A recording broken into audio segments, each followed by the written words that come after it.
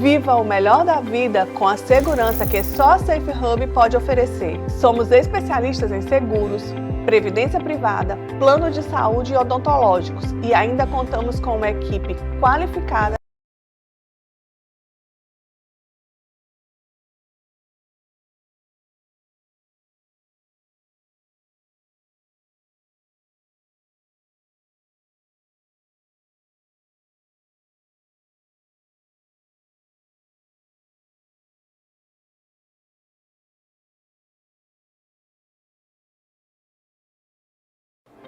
Viva o melhor da vida com a segurança que só a Safe Hub pode oferecer. Somos especialistas em seguros, previdência privada, plano de saúde e odontológicos e ainda contamos com uma equipe qualificada que está sempre pronta para te auxiliar desde o primeiro contato. Temos um portfólio completo com soluções personalizadas para você. Vem para a Safe Hub!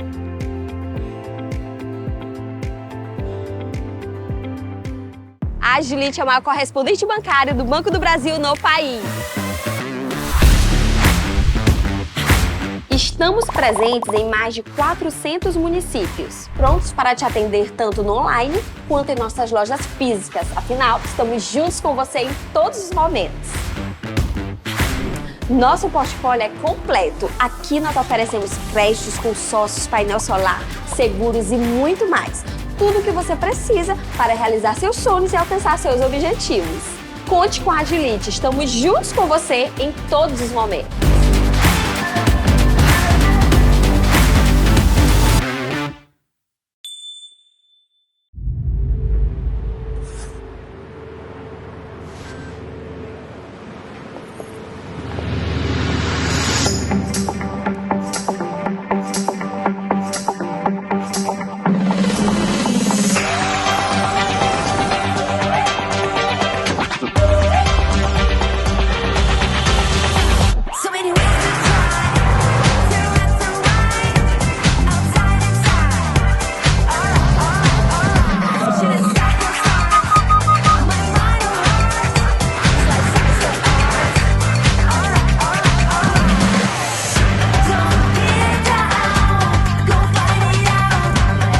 Uma obra de arte ou uma obra da engenharia?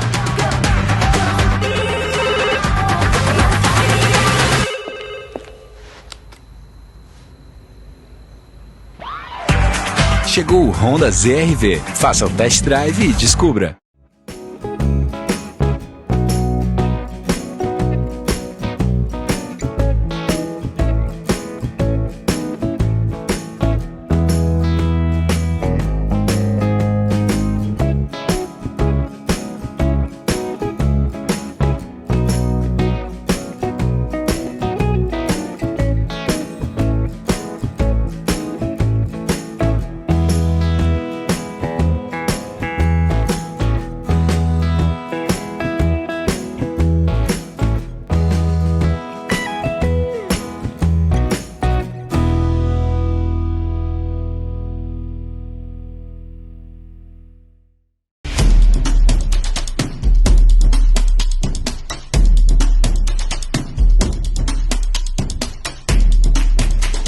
Preciso resolver isso.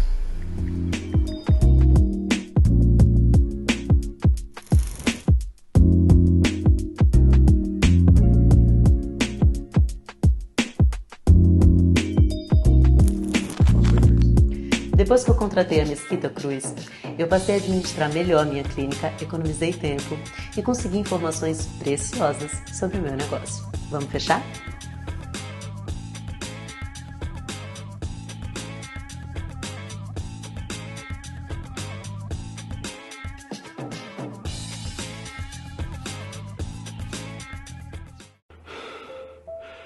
Então ele está sentindo falta de ar.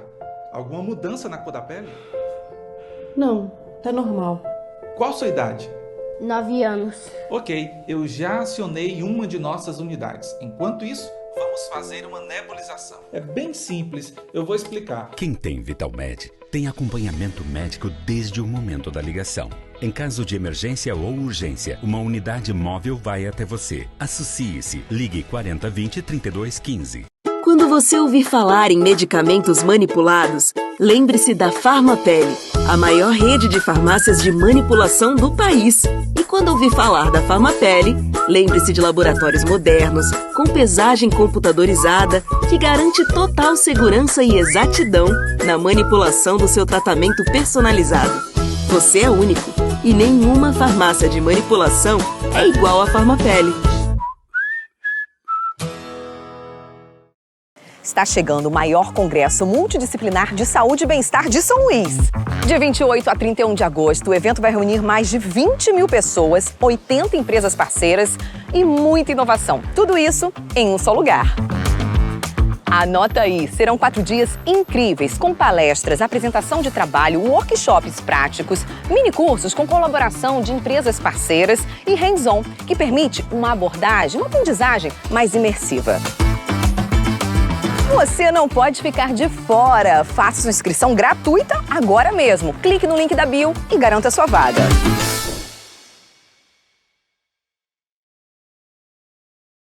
Fala, meus amigos, minhas amigas, sejam todos muito bem-vindos para mais uma live do Concebe, pessoal. Hoje eu, Paulo Amati, vou entrevistar duas potências aqui de São Luís, meu amigo Tiago Menescal, doutor Tiago Menescal, e meu amigo doutor Carlos Amorim. A gente vai bater um papo super 10 a respeito de emagrecimento, atividade física, alimentação. E eu vou começar aqui com o meu irmão Carlos, né, para ele se apresentar, obviamente, mas também para falar um pouquinho da história dele, saber, os dois são de São Paulo, eu quero saber como foi que vocês desembarcaram aqui em São Luís, começando pelo meu irmãozinho, Dr. Carlos. Seja muito bem-vindo, meu amigo.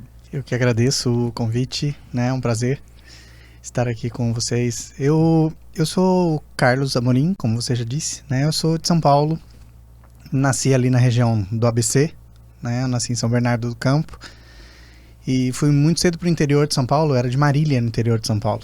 Sim. E fiquei muito tempo lá, fui atleta profissional, né? Eu fazia decathlon. Eita, massa. Então, joguei voleibol, mas eu esqueci de crescer, então eu parei de jogar vôlei, não vou chorar. E aí acabei, por conta da vivência no esporte, né? Estudando educação física, eu sempre quis estudar a parte de fisiologia, fiz fisiologia do exercício. Hoje eu sou fisiologista, trabalho aqui em São Luís também, com projetos com fisiologia do exercício, inclusive na Clínica Perform. E aí eu concursei aqui na UFMA, eu sou professor adjunto da Universidade Federal. E aí estou trabalhando aqui vai fazer 8 anos já. Legal, tá quase virando maranhense. Quase. Praticamente.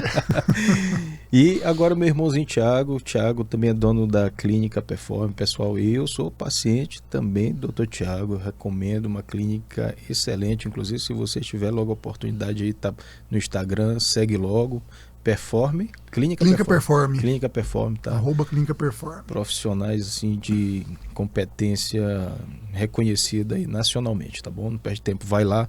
Meu amigo Tiagão, como é que você chegou aqui? Na verdade, quem é o Tiago?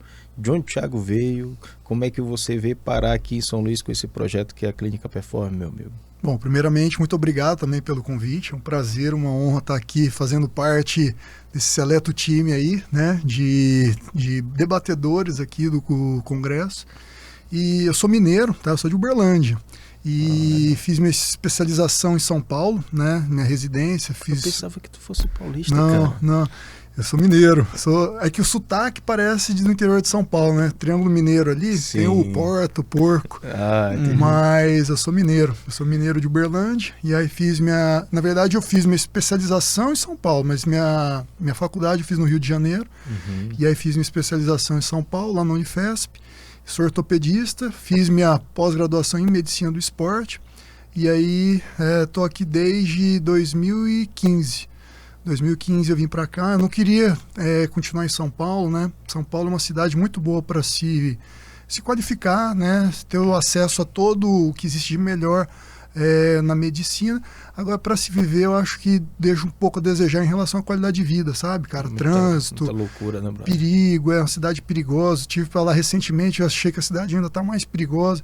Então eu queria um pouquinho de qualidade de vida. Uhum. E aí São Luís foi uma das opções que eu tive. Minha irmã acabou casando com o Marcos, que é um grande amigo meu, cunhado maranhense. Ele me chamou para estar conhecendo aqui e eu gostei. Eu gostei e quis encarar esse desafio com a minha esposa, com a Natália. Estamos aqui já, desde 2015, já 8 anos, né? 9 anos já. Que massa, cara, que massa, muito massa. Doutora Natália, psicóloga, Psicóloga. Também atende lá na clínica, né? Também, é a nossa terapeuta, né? Faz a parte cognitiva comportamental do pessoal. Hoje a gente sabe que tanto na ortopedia quanto na medicina do esporte tem muitos pacientes que precisam, né, cara? Um acompanhamento psicológico, toda uma terapia para que os resultados sejam alcançados, tanto em relação à dor quanto em melhora de desempenho físico. Pô, legal, legal. Bom, pessoal, então eu quero a gente começar o nosso bate-papo aqui sobre um item, na verdade, que eu acho que ele é bastante discutido e, cara, assim, na internet tem tanta informação que a gente fica até, né, perdido, né? Eu tenho um autor que eu gosto muito dele, que é o Walter Longo, também palestrante, cara, muito bom. Ele chama esse fenômeno de infotoxicação, né? Porque tem muita coisa, né, cara? Então é difícil, inclusive, de absorver e às vezes algumas coisas são meio que contraditórias. E a gente vai falar agora sobre emagrecimento saudável e a internet produz tanto conteúdo sobre emagrecimento saudável, né? A gente vê jejum intermitente, a gente vê gente tomando suco de clorofila, né? Tem uma água com limão, né? Enfim. Eu queria que a gente falasse a respeito sobre o emagrecimento saudável, né? E queria também que vocês falassem um pouco sobre a prática clínica de vocês, o dia a dia, que tipo de dificuldade vocês enfrentam com esses pacientes que de repente já tem meio mundo de certezas, né? Como é que eles trazem essa formação acadêmica do Google, né, para confrontar o conhecimento técnico científico de vocês. Quem quer começar? Quer começar, cara? Fique à vontade. Vamos lá. Realmente, a gente vive num mundo onde que o Google é uma realidade, rede social é uma realidade, e a gente, como profissional, a gente procura também passar o nosso conhecimento, né? Nós sabemos que medicina, educação física, não são ciências exatas, né? Então, o que hoje, por exemplo, pode ser uma pseudo-verdade hoje, pode ser que daqui 5 anos não seja mais. Então, o conhecimento está em constante transformação, né? A gente estuda, aprimora conhecimento, para em cima de evidências clínicas, né, atuais, a gente começa a traçar a nossa linha de conduta. Por que cada vez mais a gente vê informação ou desinformação sobre emagrecimento? Porque o processo de emagrecimento é um processo individual, de difícil controle e multifatorial. Então, se eu começo a abordar um único aspecto do emagrecimento, pode ser que aquela visão que eu tenho ali é uma verdade, só que uma verdade relativa. Então, quando eu pego um paciente, eu preciso ver todo o contexto, toda a individualidade do paciente para que eu tenha uma conduta mais assertiva. Eu não posso me basear por uma linha de pesquisa, uma linha de conduta que determinado estudo, determinado artigo me mostrou. Então, no nosso campo, né, na nossa área, a gente precisa ter bastante cautela, bastante responsabilidade, saber interpretar exame laboratorial, saber ouvir o paciente, né, uma dificuldade de muitos médicos. Muitos médicos não conseguem ouvir o paciente para poder dar uma conduta, né, dar uma direção para esse paciente. Muitos médicos já têm também um preconceito de que para emagrecer precisa de determinado protocolo, precisa de determinado medicamento. E não é isso. Você é meu paciente, você sabe que cada paciente tem uma terapêutica diferente, uma linha de treinamento diferente, uma montagem de estratégia nutricional diferente, protocolos de suplementos diferentes. Por quê? Porque nós somos seres únicos.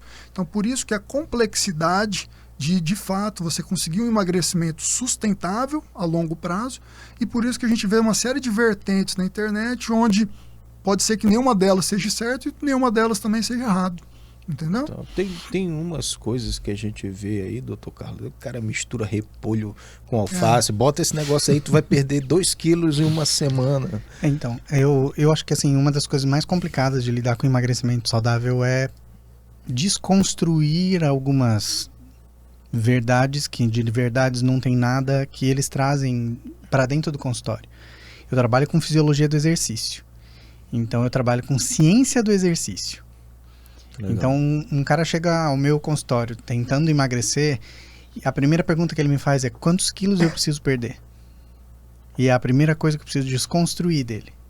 Porque num emagrecimento saudável, você às vezes não precisa perder muito peso corporal. Você precisa trocar massa gorda por massa magra. Então, e eles não têm essa consciência. Eles acham que subiu na balança hoje, está com 80 quilos. Subiu amanhã, está com 75, eu emagreci 5 quilos. E nem sempre isso é uma verdade. Se você está fazendo tudo errado, você perdeu 5 quilos de massa muscular. Você deu 2 tiros no pé. Entendeu? Então, assim, esse tipo de coisa é assim como o suco detox, por exemplo. Entendeu? Um paciente chega, não, porque de manhã eu faço um suco detox, não sei o que, você come no almoço? Ah, eu frito uma batata frita e eu como um hambúrguer e não sei o que. Tá, mas para que serve o suco detox? E aí tem o outro lado também. Uma pessoa... diminuir a intoxicação que vai fazer para depois. desintoxicar. Mas tem o outro lado também. Eu não falo só mal do suco detox, porque uma pessoa que acorda pela manhã e bate pepino, aipo, couve, gengibre e bebe, eu acho que ela vai pelo menos comer direito na hora do almoço e vai fazer exercício. Porque é uma pessoa que começou o dia daquele jeito, no veneno. Eu acho que ela não... disposição tem que ter, Alguma não é possível, coisa né? vai mudar no dia dela, cara. Porque se ela comer um hot dog na hora do almoço, ela precisava apanhar.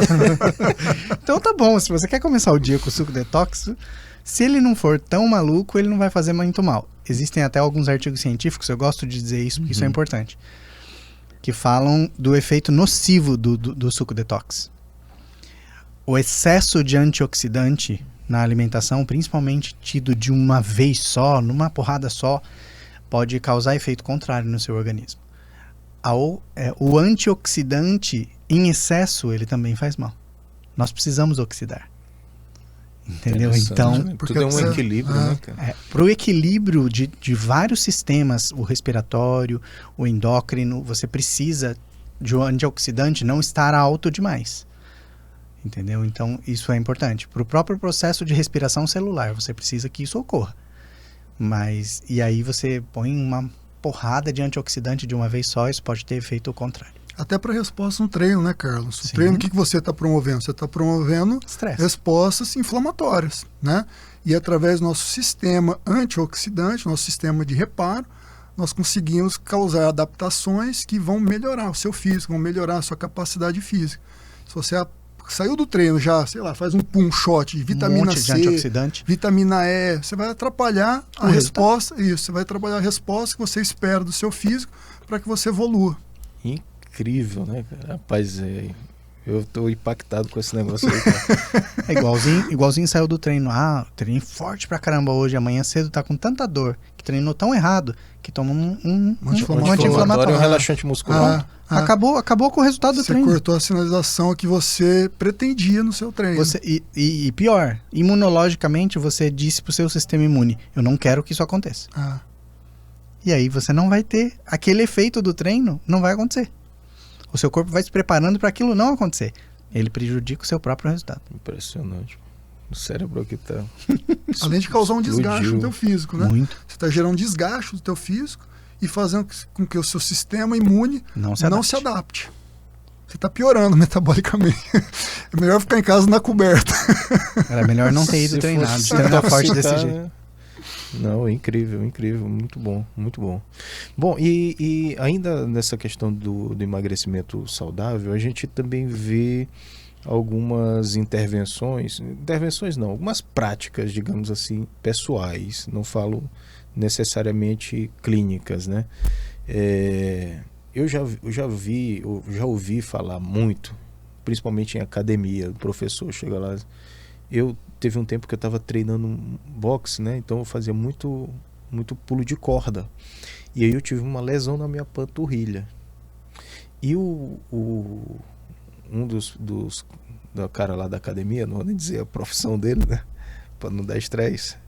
Mas ele disse assim, cara, o que tu tem que tomar isso aí que vai te ajudar a recuperar legal é o BCAA. BCAA.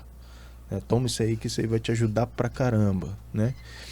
E aí a gente vê outras pessoas que acreditam, talvez num senso comum, que usar whey vai ajudar na hipertrofia, que usar a creatina vai usar na hipertrofia. O que de fato funciona dentro desse mundo de senso comum, Dr. Thiago?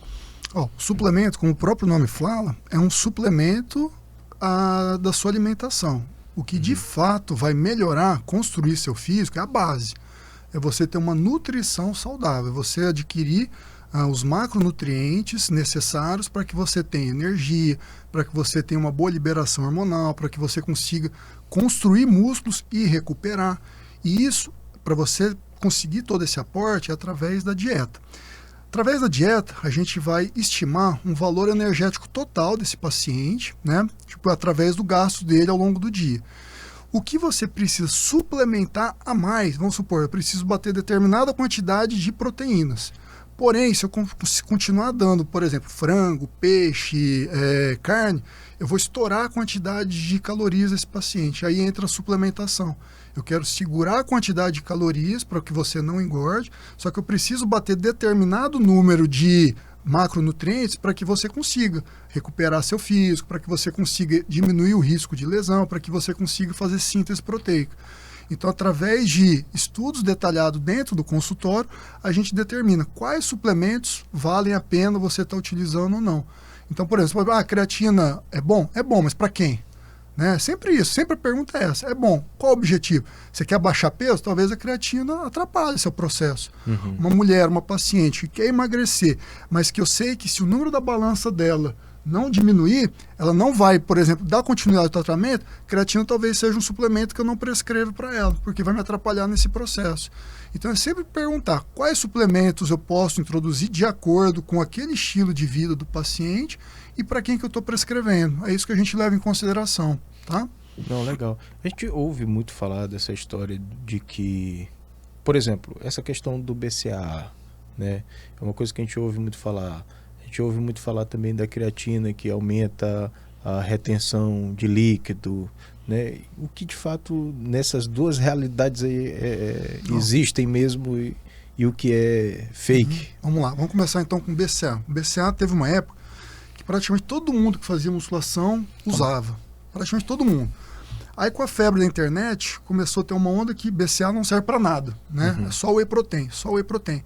Mas o BCAA tem as suas indicações. Eu prescrevo para algum determinado tipo de paciente. Quais são as principais indicações do BCAA? O BCAA é uma combinação dos 3 principais aminoácidos que ajudam numa via, chama via de mTOR, que é uma via que faz sinalização celular para hipertrofia.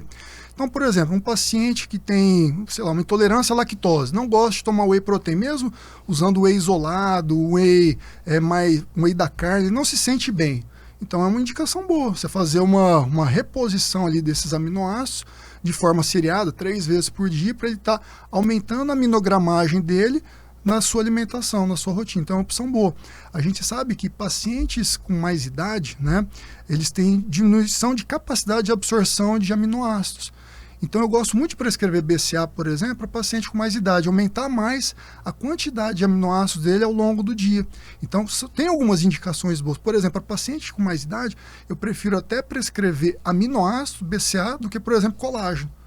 Por quê? Porque com essa aminogramagem, se você aumenta o aporte seu de micronutrientes, né, dos aminoácidos, o seu próprio corpo consegue produzir o colágeno, que ele, com a idade, vai abaixando, vai diminuindo sua produção, sua capacidade de produção. Então, eu suplementando ele com BCAA, eu aumento a capacidade de síntese dele e aumento a capacidade de colágeno dele, por exemplo. Então, não é um suplemento ruim, não é um suplemento, BCAA não serve para nada. Não, tem as suas indicações. Agora, é para todo mundo? Não. Bacana. E fala um pouquinho da creatina. E a creatina, e a creatina, cara? Tem vários estudos aí que tem falado muito positivamente dela, né? Não só efeito muscular, mas até no cérebro, né? Conta um pouquinho disso aí pra gente. A creatina é o suplemento mais estudado da história. Tá, então se você pesquisar num banco de dados científico, o que mais tem é artigos científicos de qualidade feitos com creatina.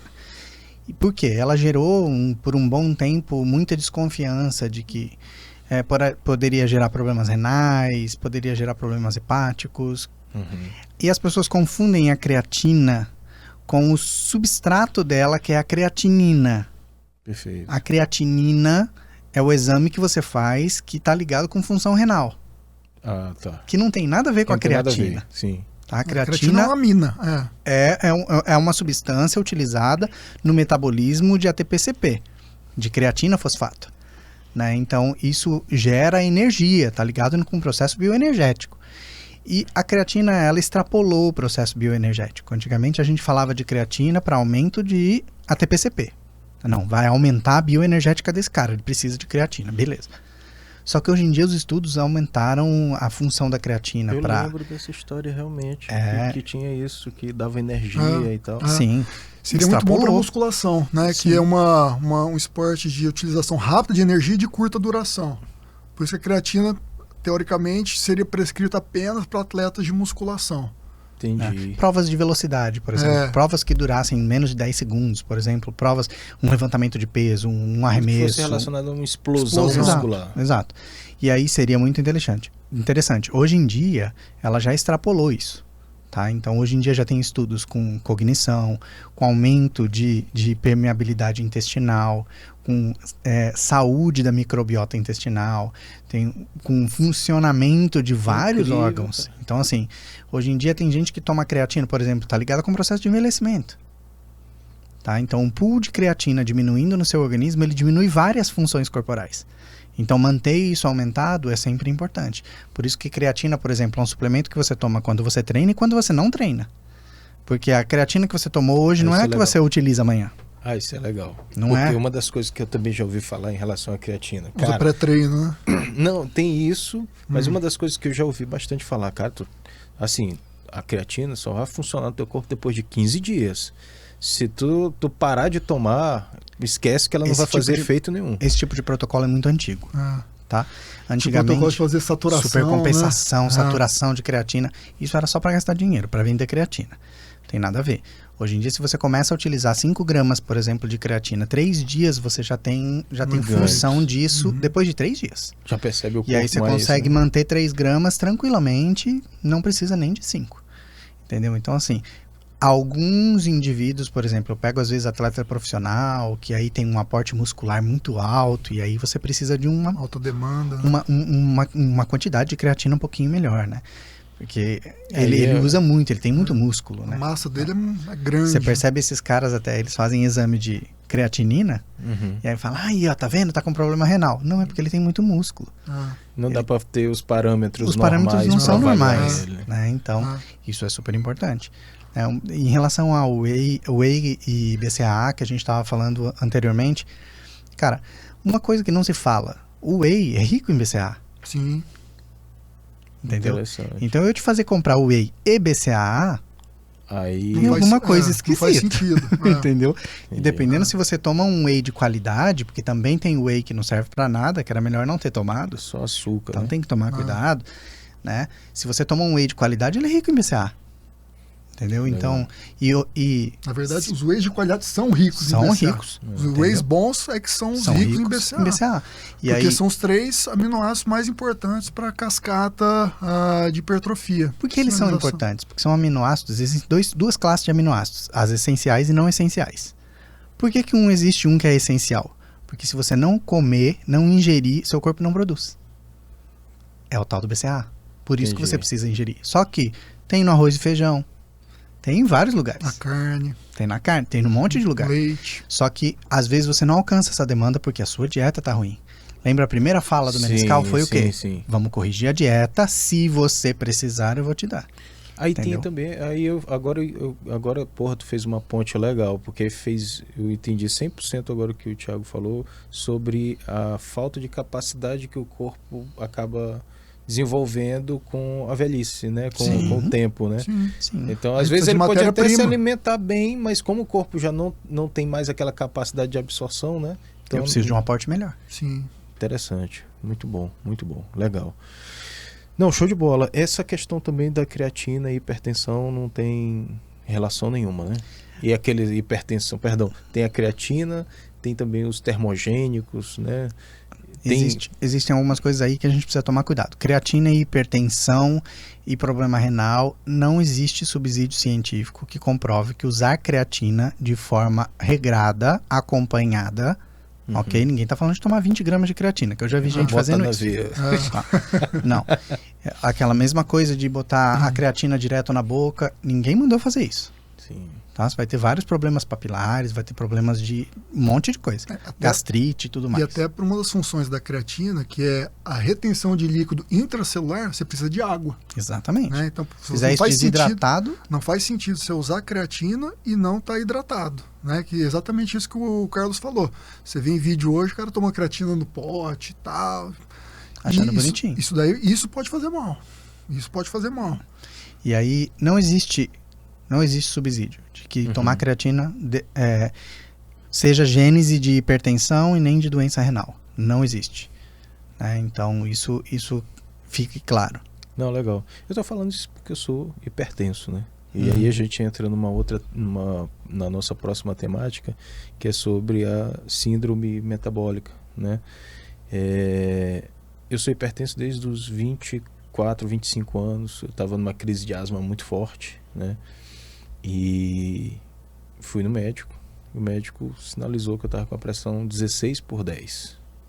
Na ocasião ele falou assim: cara, essa tosse aí é o teu menor dos teus problemas. Tu tem que procurar urgente um cardiologista. Bom, até aquela data ali eu sempre fiz bastante exercício físico, né? Depois de um tempo eu comecei a mudar o foco, né? A gente acaba deixando, na grande maioria das vezes, deixando isso como algo secundário até a conta, o boleto começar a chegar, né? Como foi o caso que chegou para mim, né? E eu descobri que eu estava hipertenso, né? Depois, enfim, eu percebi a relação que existia do uso dos corticoides, né, com essa condição que eu acabei desenvolvendo da hipertensão. Mas o fato é que se fala muito da atividade física como uma espécie de, digamos, um remédio de prevenção, né, para doenças que estão relacionadas à síndrome metabólica, né, diabetes, hipertensão, a obesidade, né, que é uma epidemia, né, digamos assim, uma pandemia, né, a nível global, né, e bom, a gente vai ter algumas temáticas que eu quero aprofundar a respeito disso, principalmente da realidade brasileira, né, porque a gente fala o tempo todo que a gente precisa se alimentar bem, mas o brasileiro tem condições de se alimentar bem. Já falar sobre isso, mas eu queria que a gente primeiro conversasse sobre a relação que existe a atividade física e a prevenção de doenças que estão relacionadas à síndrome metabólica. Pode ser? Eu acho que eu vou só fazer um link com o que você tinha perguntado anteriormente e a gente acabou não respondendo, em relação aos termogênicos e hipertensão. Tá? Você acabou de dizer sobre hipertensão e o foco agora, falando de síndrome metabólica e de hipertensão, sim, termogênicos e hipertensão é algo que você precisa de um especialista, um nutricionista que saiba lidar com isso. Ok? Porque cafeína, por exemplo, é o mais utilizado como termogênico e o excesso de cafeína pode sim alterar a pressão arterial. E muitos termogênicos também, principalmente os importados, vêm com algumas substâncias que aumentam ainda mais. Que não são anfetaminas que não são nem permitidos aqui pelo Brasil.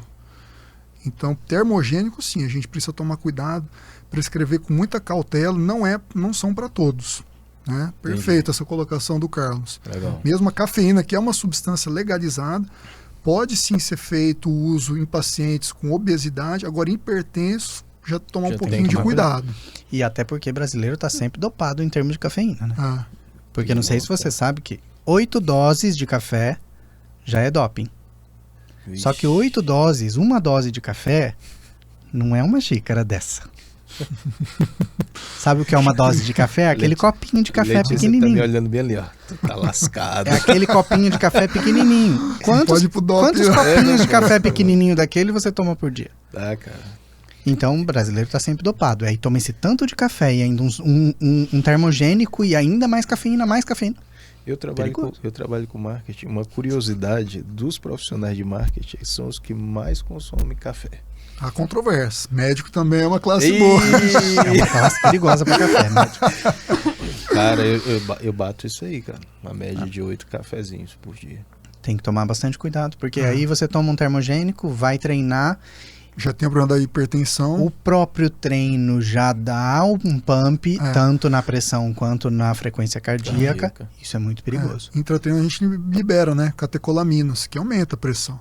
O efeito do treino, já respondendo a segunda pergunta sua, é o efeito tardio, pós-treino, né? Quanto mais você vai estimulando o seu sistema muscular, seu sistema cardiovascular, você vai criando respostas metabólicas adaptativas. Ou seja, você precisa de menos esforço, seu coração precisa ter menos energia, menos débito para conseguir fazer a sua função. Então, a médio e longo prazo, sua pressão tende a ir diminuindo.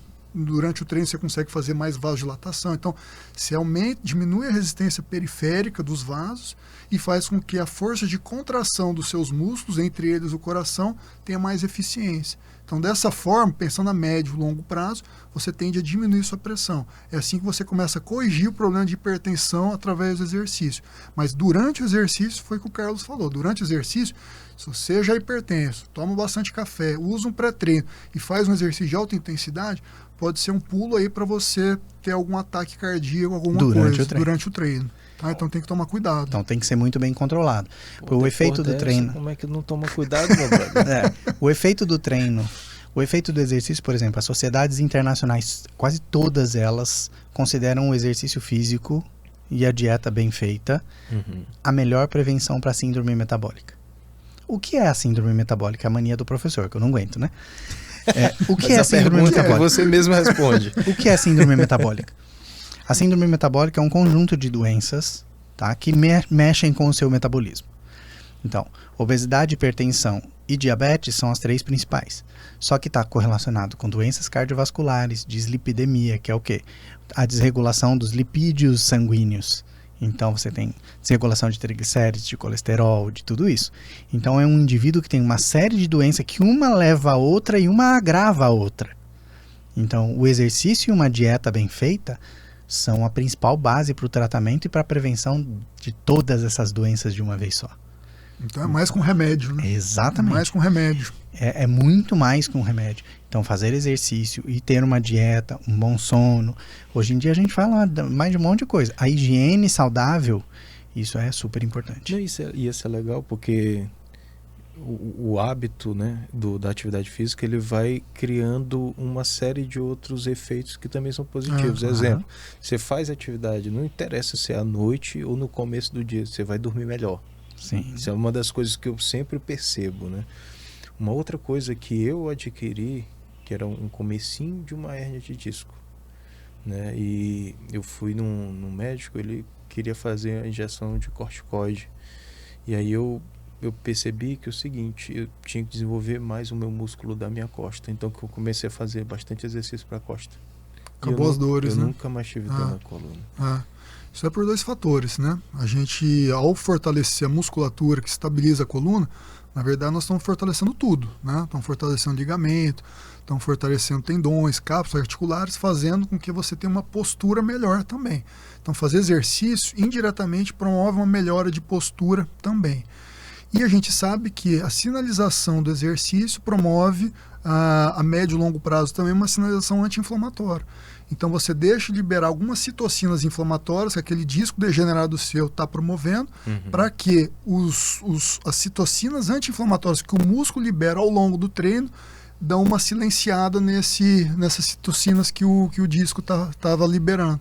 Com isso você tem um processo ali de analgesia. É como se fosse o corticoide natural. Né? Exatamente. Fora a parte biomecânica. Sim. Porque o que acontece? Quando você fortalece a musculatura estabilizadora, auxiliadora, quando você tem um impacto sobre aquela região que deveria piorar essa herniação que você está tendo, a musculatura segura aquilo. Legal. Então o impacto não vai todo para aquele disco que já está desgastado. Então como você tem a musculatura forte, você aguenta aquele impacto sem piorar o que você já tinha. Tipo uma corrida, né? Exatamente. Por exemplo. Entendeu? Muito massa. Uma corrida. Então você consegue se manter forte para aquilo não piorar. Porque é difícil falar de... né, Menescal, que é o especialista nisso, mas é difícil você falar de regeneração de um disco que já foi danificado. É muito difícil, né? Porém... Há controvérsias também. Né? É muito mais interessante você conseguir manter ele, pelo menos da maneira que ele está, e ele não aumentar. Né? Então, assim, Antigamente se falava de tratamento de hérnia de disco só cirúrgico. Hoje em dia não é mais assim, cara. Hoje cirurgia é menos de 20% dos casos de hérnia de disco. A maior parte nem tem hérnia de disco. Não faz. A maior parte dos casos de discopatia são protrusões, né? Que é uma degeneração não do disco ainda. ali que não chegou a herniar. Sim. Então essa é a maior causa uma das maiores causas de dores na coluna. E mesmo os casos de hérnia de disco, apenas 20% evoluem hoje para tratamento cirúrgico. Você mudando o estilo de vida, fazendo uma alimentação balanceada, fazendo trabalho de alongamento e fortalecimento. Eu gosto muito de pilates para isso, por exemplo. Você tira o paciente de crise e faça com que ele não evolua para uma cirurgia. Legal. É muito legal. Bom, nós já estamos chegando aqui em 40 e poucos minutos de conversa, né, Lelê? Já? Já. E eu tenho 15 minutos. E eu tenho eu tenho fala demais.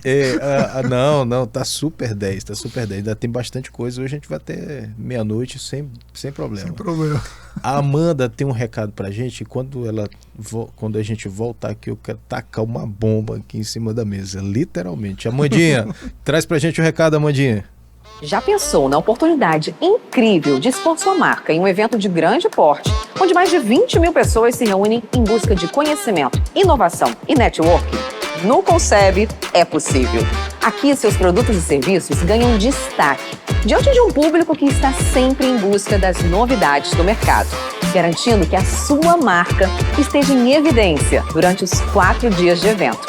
Essa é a chance de colocar sua marca em destaque, criar conexões valiosas e, é claro, expandir suas oportunidades de negócio. Então não perca tempo. Traga sua marca para brilhar no maior congresso de saúde e bem-estar do Nordeste. Clique no link da bio e descubra como fazer parte desse evento.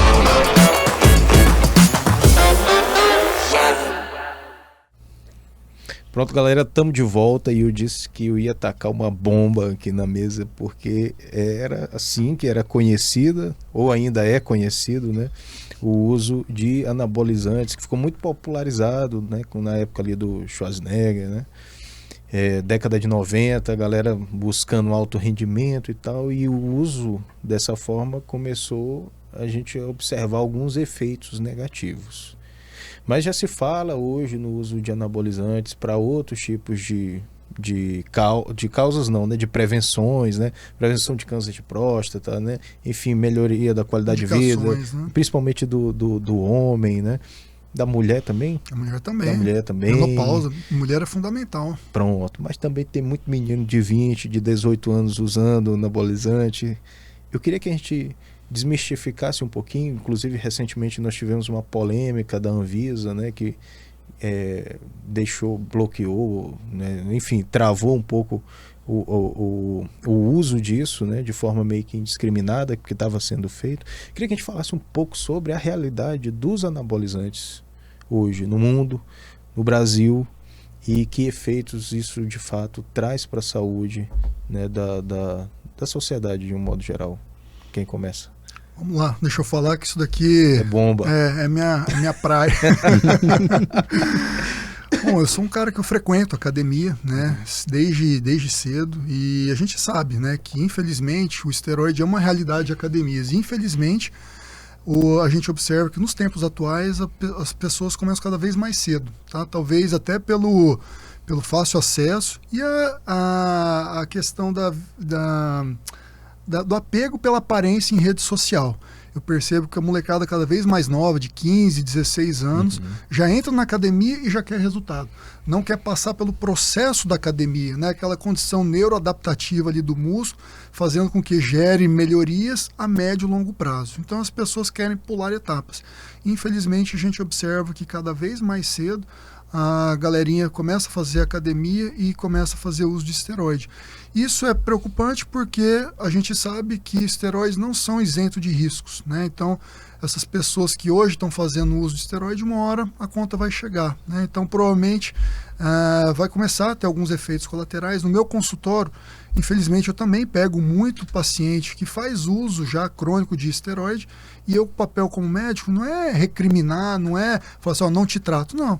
É entender qual que é o problema dele, entender, na minha visão, uma doença também, tá? O esteroide a gente sabe que tem a questão do vício, Então eu preciso ir fazendo com que esse paciente vá largando aos poucos esse uso indiscriminado e fazer com que o paciente se restabeleça numa qualidade de vida saudável. Então eu, como médico, meu papel o que é?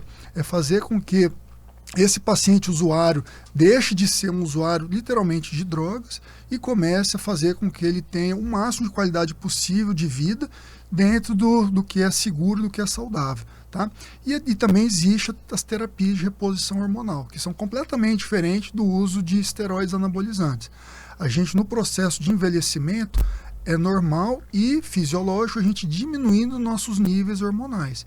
E quando a gente diminui nossos níveis hormonais, nós sabemos que hormônios o que são? Nada mais do que sinalizadores celulares. Então nós perdemos nossa capacidade, de certo modo, de, por exemplo, fazer síntese proteica, de melhorar a qualidade de pele, melhorar a disposição, melhorar cansaço.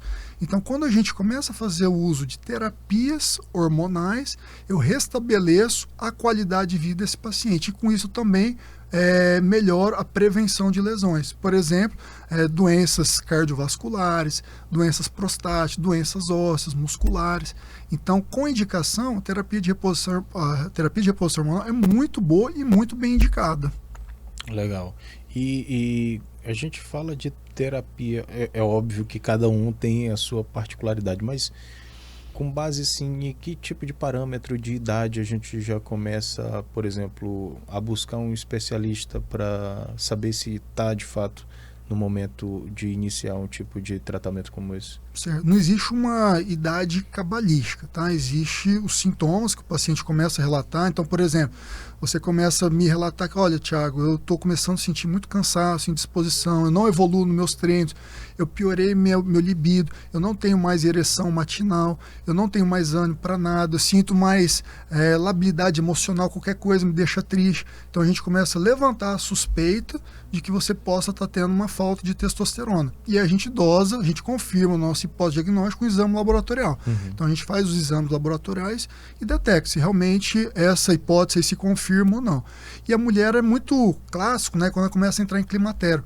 Ela começa a ter um desarranjo hormonal ali que faz com que ela tenha fogachos, faz com que ela tenha uma labilidade emocional muito importante, começa a ter choros repentinos, indisposição, irritabilidade. Então a gente começa a suspeitar que ela está entrando em menopausa, né? Que o estágio antes seria o climatério.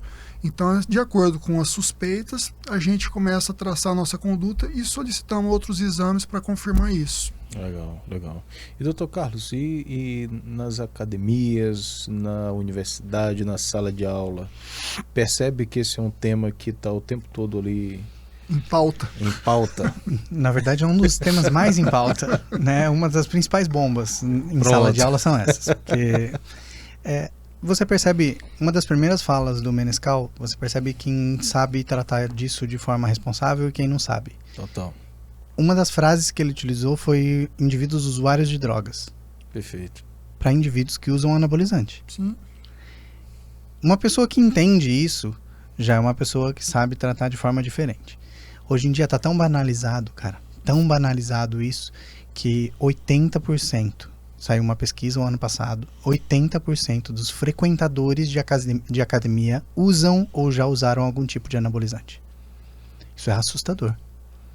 Desses 80%, 10% ou menos fazem acompanhamento médico. Eu acho que menos, hein, cara?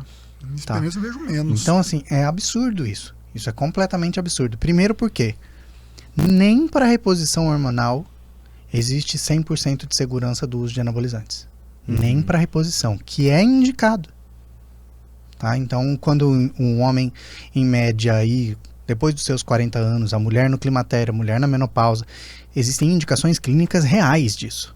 Tá? Então, anabolizante foi criado para quê? Cara, anabolizante foi criado para situações de extrema necessidade.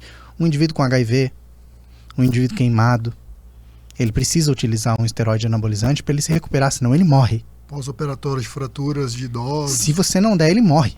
Ele precisa de um anabolizante. Tá? Então, assim, isso é importante. Só que as pessoas utilizam para estética, simplesmente. Você vê, cara, aluno meu da faculdade ali de 20 anos de idade, 1,90 m de altura, forte já, falando, eu tô com a testosterona muito baixa, Tá testosterona muito baixa. E aí você sabe que não tem nada de testosterona baixa. Tudo a culpa é da coitada. Você sabe que não tem nada de testosterona. Ele quer tomar porque o resultado é viciante. E isso é uma coisa que a gente precisa conversar. O resultado é viciante.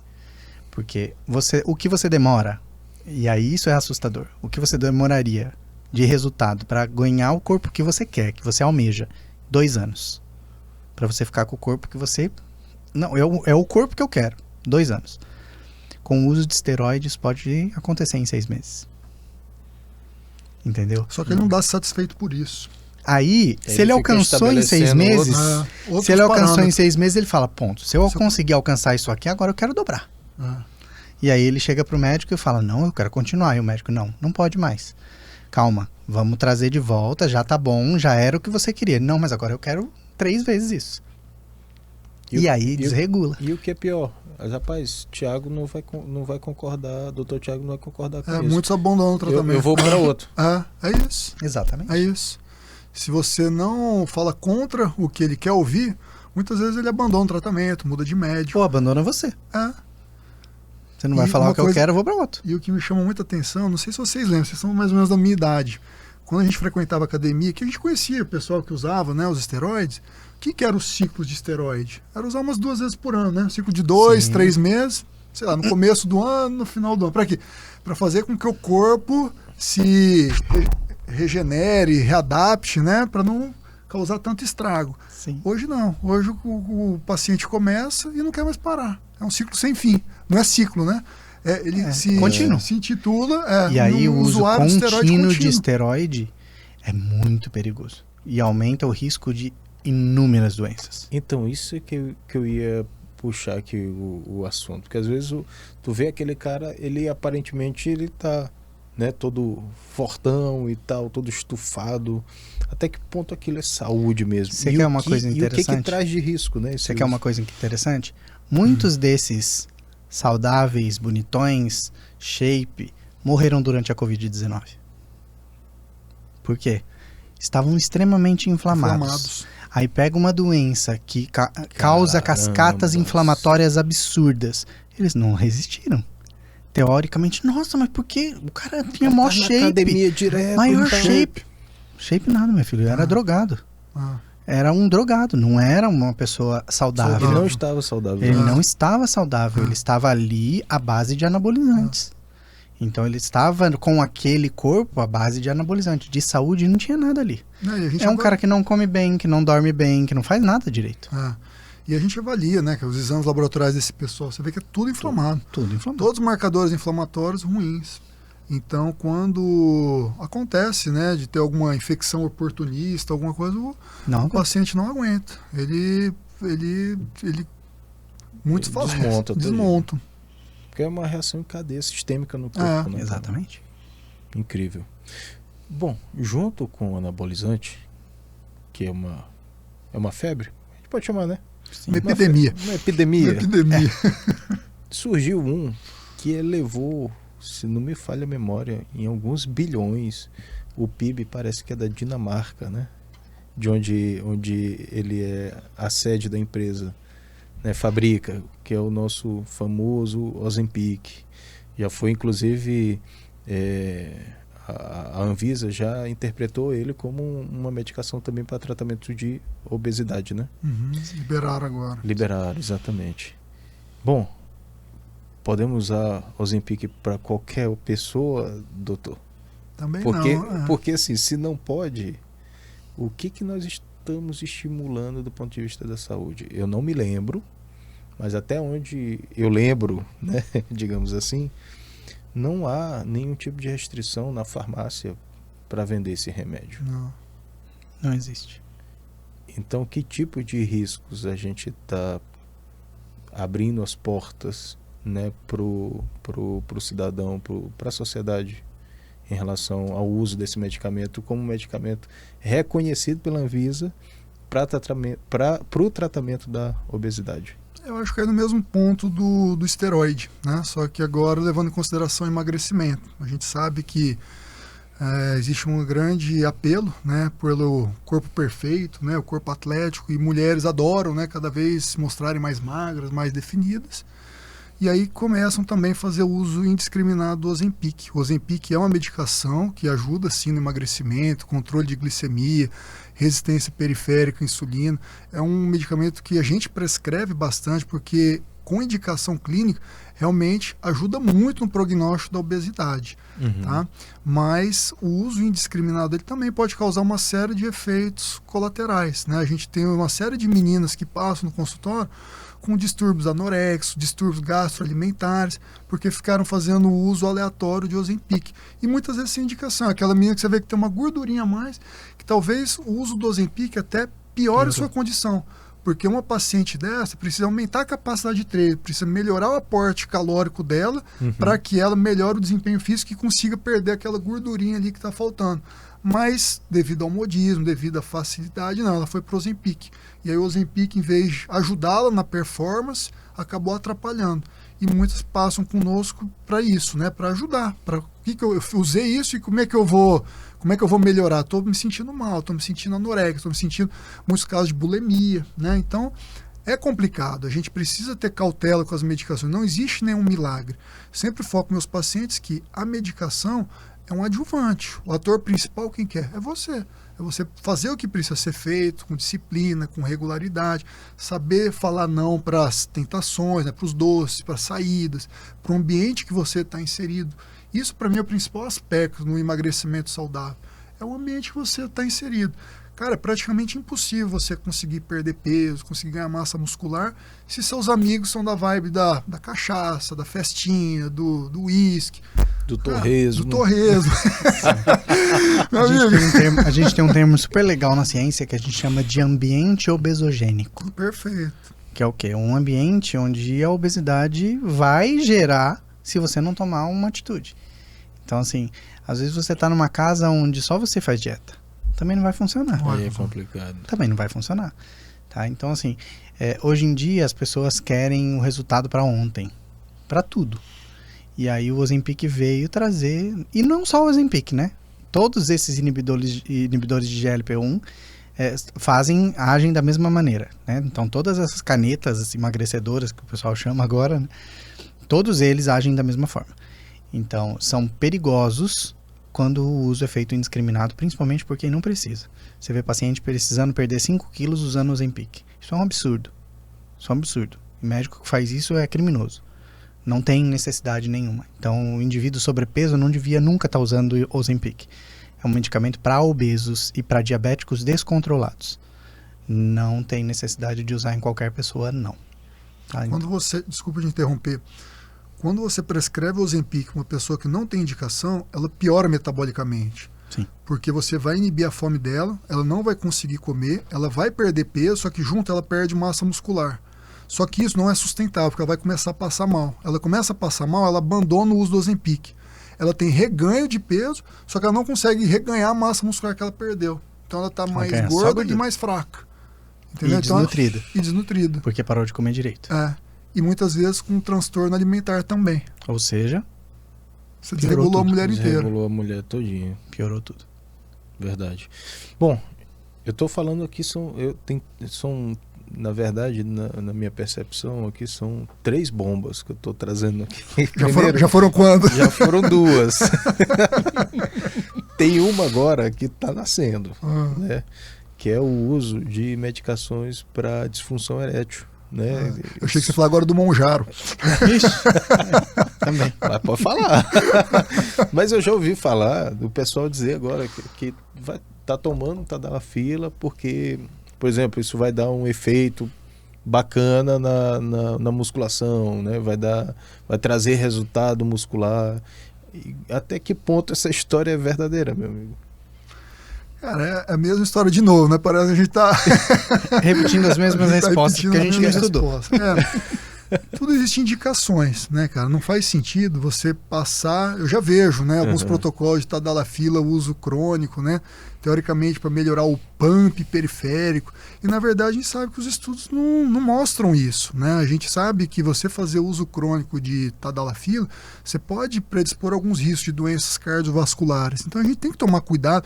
Não é que eu sou contra também o uso, né? Se a pessoa tem alguma disfunção erétil, tem alguma dificuldade de ejaculação, pode ser uma opção sim de tratamento, mas não de forma contínua, né, corriqueira, para melhorar pump, melhorar performance sexual. Isso daí também vai fazer com que o paciente... Mas e na academia? Porque o que eu ouvi falar é que o pessoal está usando isso para academia. Eu já escutei muito isso também, mas eu acredito que isso é mais desculpa para ele usar a tadalafila. Na verdade, existe um propósito.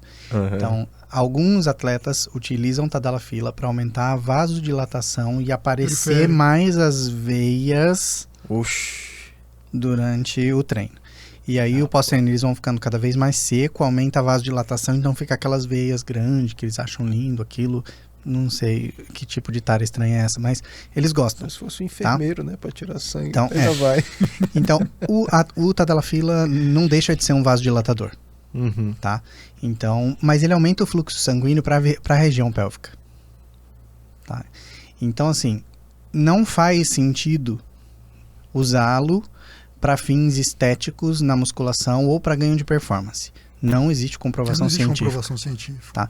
Ele é uma medicação para tratamento de disfunção erétil e ponto final. Usá-lo de indiscriminada até recreativamente, vou usar essa palavra, faz muito mal. Tá? Pode trazer consequências cardiovasculares graves. Tá? De infarto agudo do miocárdio, por exemplo, até durante o treino. Tá? Que loucura, fora a falta de senso de uma pessoa tomar uma medicação que estimula a ereção e ir para academia, né? Legal. Meus amigos, a gente já está chegando aqui no final do nosso bate-papo. Tá dando aqui já 1h20. Rápido. Passou muito rápido. Eu acho a última temática que a gente tem aqui, eu acho que é interessante a gente falar sobre os atletas de finais de semana e atividades de alto rendimento, como CrossFit. Né, para pessoas que inclusive estão começando a fazer atividade. Tem percebido que tem muita gente se lesionando, né? Até que ponto explorar uma atividade como essa num começo é de fato saudável, né? Queria que meu irmão começasse essa fala, porque essa fala começa pelo final, eu vou no atleta de final de semana. Então, na verdade, assim, eu acho que eu sou um pouco pé no chão em relação a CrossFit. Eu acho que o CrossFit em si é uma das atividades físicas mais fantásticas que existe. Mais completas, né? Mais completas e incríveis que existe. Tá? Ponto final. Essa é a minha opinião sobre o CrossFit. Sobre os crossfiteiros, a minha opinião é completamente diferente. O que estraga o CrossFit são os praticantes de CrossFit. Ou os coaches que não sabem dar treino. Esse é um problema. E aí eu posso apanhar até na hora que sair esse podcast. Por quê? Então deixa eu apanhar junto. Coach que não sabe dar treino, pega um cara que está iniciando e faz ele fazer macaquices que não devia estar fazendo. Isso aconteceu comigo, cara. Eu quase arrebento meu ombro. O paciente sem coordenação motora nenhuma, né? O paciente não sabe nem sentar e levantar e tá pedindo para ele fazer. E bota mais peso, cara. Você tá muito leve, bota mais peso. Não, vai pendurar, vai fazer um movimento da ginástica artística, não vai fazer uma parada de mãos. O cara não consegue sentar e levantar na postura correta. Não consegue agachar na postura correta. Você vai mandar ele fazer o quê? Uma parada de mãos para quê? Ele vai se machucar. Ele não tem condições de fazer isso. Só que, por exemplo, aqui em São Luís existem boxes de CrossFit onde você iniciou, vem para cá. Fica aqui. Eles estão treinando. Não vou por mais. Não, calma. Você vai iniciar. Você vai aprender o movimento. Sem peso, vai aprender movimento. Sabe o que o pessoal faz? Sai desse box e vai para um outro. Porque eles não querem. Por isso que eu digo, o mal do CrossFit são os crossfiteiros. Que é o quê? Que vai lá para se aparecer para a coleguinha que está do lado. Não vai lá para aprender uma modalidade nova. Então o CrossFit é uma modalidade fantástica que você pode aprender e desenvolver em termos de resistência, força, potência, de forma incrível. Tá? Mas você precisa ser bem orientado.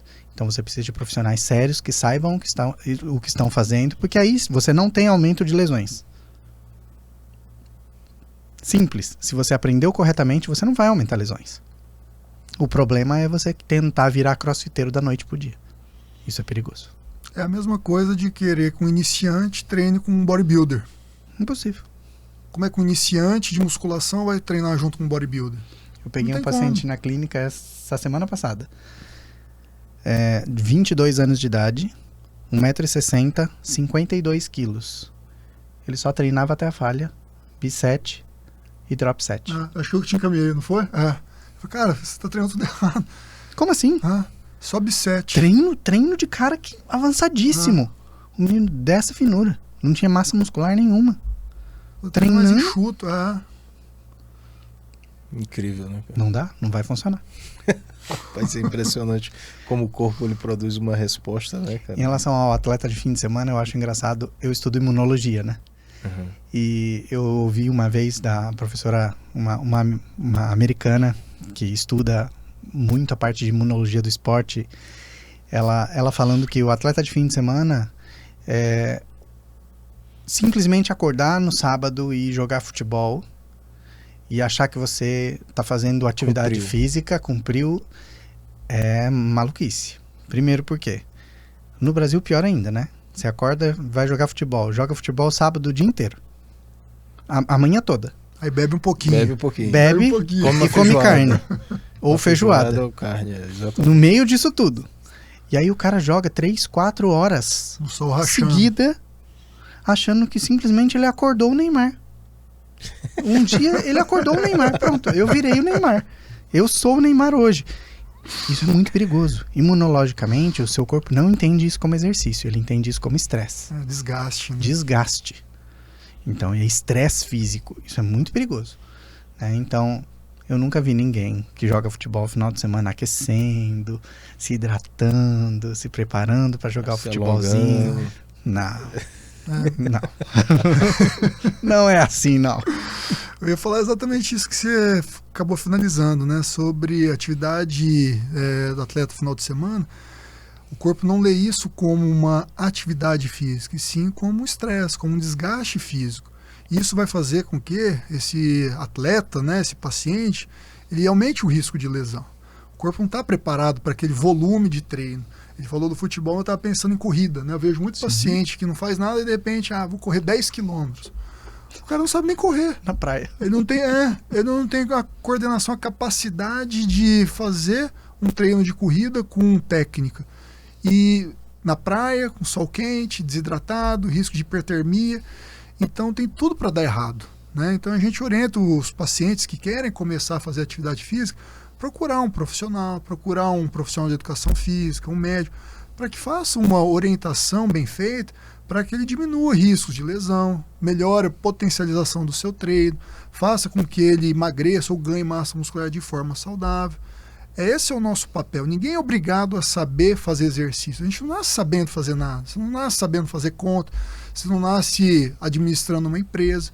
São etapas de aprendizado. E para isso que existe o médico, para isso que existe o nutricionista, o profissional de educação física, para ensinar quem quer alcançar o seu objetivo, viver melhor, viver com qualidade de vida, chegar numa forma mais fácil, fazer com que o caminho seja menos tortuoso e mais duradouro.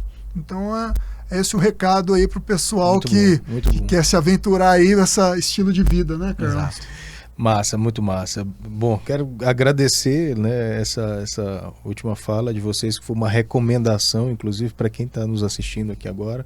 E nós estamos falando de competência técnica, tá, pessoal? É o que nós vamos ver no maior congresso de saúde do Norte e Nordeste, reunidos em 4 dias de eventos, do dia 28 até o dia 31 do mês de agosto. São mais de 20 mil pessoas que estarão conosco nesses 4 dias para, obviamente, fazer bastante negócio, porque são 40 estandes que estarão conosco nesses 4 dias de evento e muitos palestrantes, né? Inclusive, quero convidar meus amigos a serem palestrantes lá no dia 29, onde a gente vai falar sobre saúde e performance.